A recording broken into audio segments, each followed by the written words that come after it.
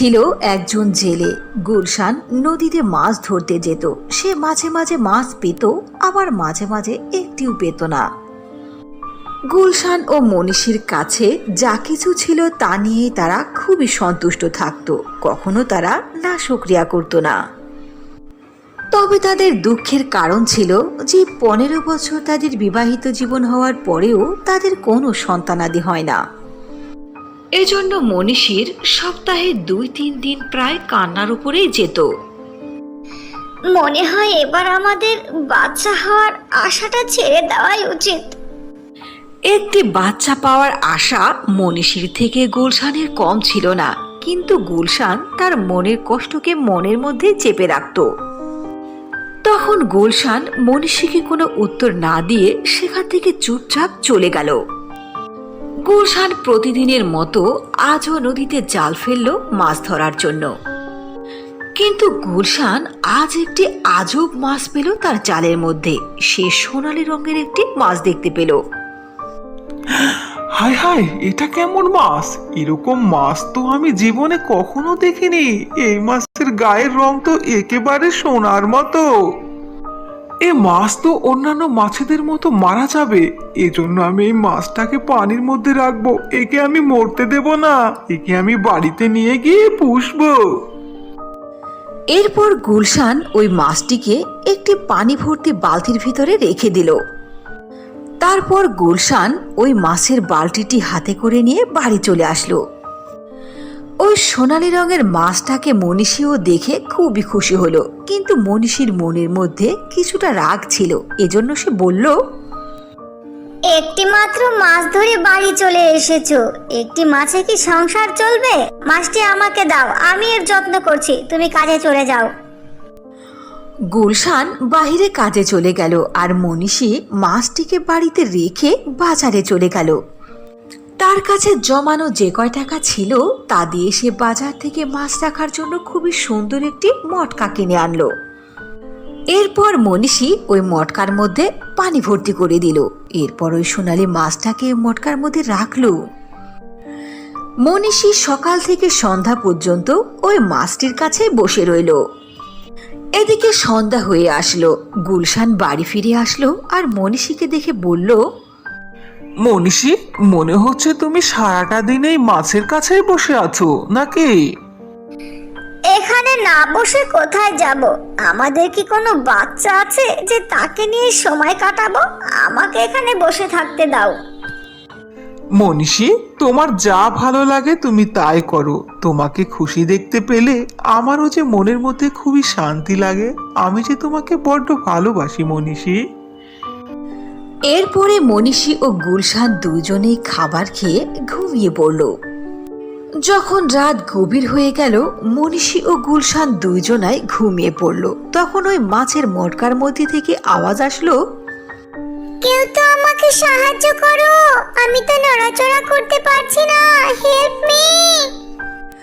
মাছের চিৎকার শুনে গুলশান ও মনীষীর ঘুম ভেঙে গেল। তারা দৌড়ে মাছের কাছে আসলো। এসে দেখলো ওই সোনালী মাছটি বড় হতে হতে একেবারে মটকার সমান হয়ে গেছে। নড়াচড়া করার মতো কোনো উপায় নেই।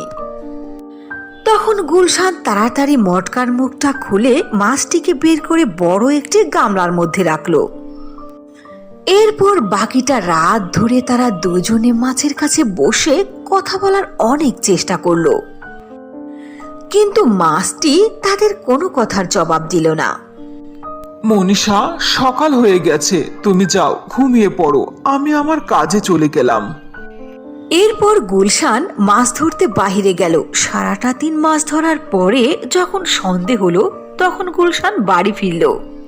গুলশান বাড়ি ফিরে দেখলো মনীষী ওই মাছটির গামলার কাছেই মন খারাপ করে বসে আছে। মনীষীকে এভাবে বসে থাকতে দেখে গুলশানের মনের মধ্যে খুবই কষ্ট হলো ও মনীষীর উপরে খুবই তার মায়া আসলো। এজন্য গুলশান নিজে আটা খামির করে খাবার তৈরি করলো। সে নিজে খেলো, মনীষীকেও খেতে দিল। তারা দুজনেই খাবার খেয়ে চোখ ভর্তি পানি ও মন ভর্তি দুঃখ নিয়ে বিছানায় ঘুমিয়ে পড়ল। যে না তারা ঘুমিয়ে পড়ল, তখনই তারা আবারও সে আওয়াজ শুনতে পেল। আমাকে সাহায্য করো, আমি নড়াচড়া করতে পারছি না, হেল্প মি।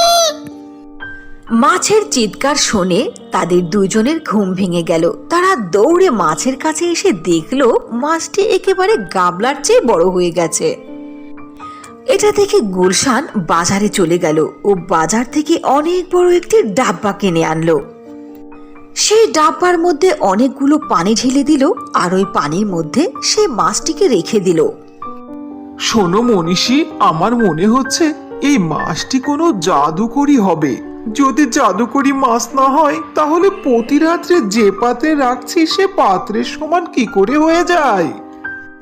এদিকে গুলশান একথা বলছিল, ওদিকে মাছের মুখের মধ্যে থেকে আওয়াজ আসতে লাগলো। তোমরা আমার পেটকে চাকু দ্বারা কেটে দাও। হ্যাঁ, আমি যা বলছি তোমরা তাই করো, জলদি করো।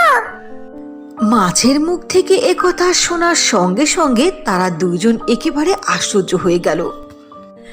তাদের খুবই কষ্ট হতে লাগলো যে তারা কিভাবে এই মাছটিকে কাটবে।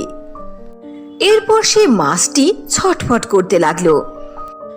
ওই মাছের যেন কষ্ট কম লাগে এজন্য গুলশান খুবই আস্তে করে চাকু দ্বারা মাছের পেটকে কাটতে আরম্ভ করলো। যেই না গুলশান মাছের পেটটা কাটলো, সঙ্গে সঙ্গে মাছের পেটের মধ্যে থেকে খুবই সুন্দর একটি বাচ্চা বের হয়ে আসলো। গুলশান বাচ্চাটিকে বের করে ওপরে নিয়ে আসলো। ওগো, এই বাচ্চাটা তো দেখতে অনেক সুন্দর। কত সুন্দর বাচ্চা, কিন্তু মাছের পেটে বাচ্চা এলো কি করে? এটা কার বাচ্চা? মনীষী, তুমি এত ভেবো না তো। আমাদের একটি বাচ্চার প্রয়োজন ছিল। বাচ্চাটা যখন পেয়েছি তখন এই বাচ্চাটা আমাদেরই। হয়তো আল্লাহ আমাদের দিকে মুখ তুলে তাকিয়েছেন, আমাদেরকে এত সুন্দর বাচ্চা গিফট করেছেন। তারা দুই স্বামী স্ত্রী মিলে আল্লাহর কাছে শুকরিয়া আদায় করলো। এরপর তারা ওই বাচ্চাটিকে নিয়ে সুখে শান্তিতে তাদের জীবন কাটাতে লাগলো।